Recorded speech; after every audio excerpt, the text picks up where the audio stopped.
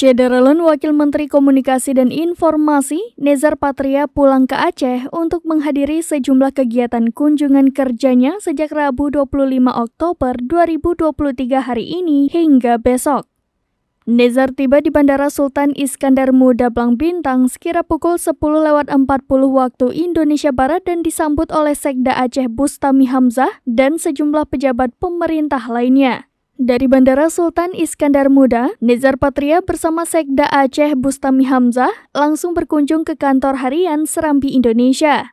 Nezar disambut oleh pemimpin redaksi Zainal Arifin M. Nur, News Manager Bukhari M. Ali, Manajer Produksi Said Kamaruzaman, dan Redaktur Polkam Mas Rizal. Kunjungan Nezar ke Serambi untuk bertemu dengan sang ayah Haji Syamsul Kahar selaku pemimpin umum Serambi Indonesia. Usai sowan kepada sang ayah, Nezar pun dijamu oleh jajaran redaksi Serambi Indonesia dan berbincang-bincang seputar isu di Kominfo.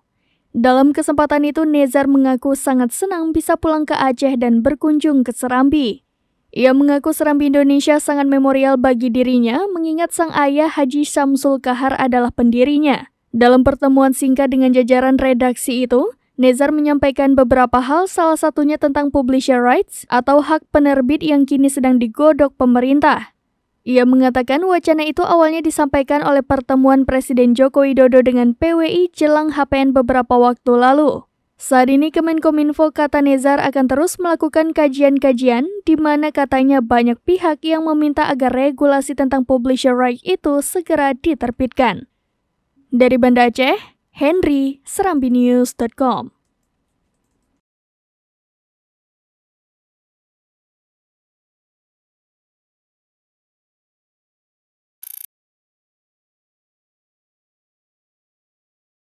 Download Tribun X sekarang, menghadirkan lokal menjadi Indonesia.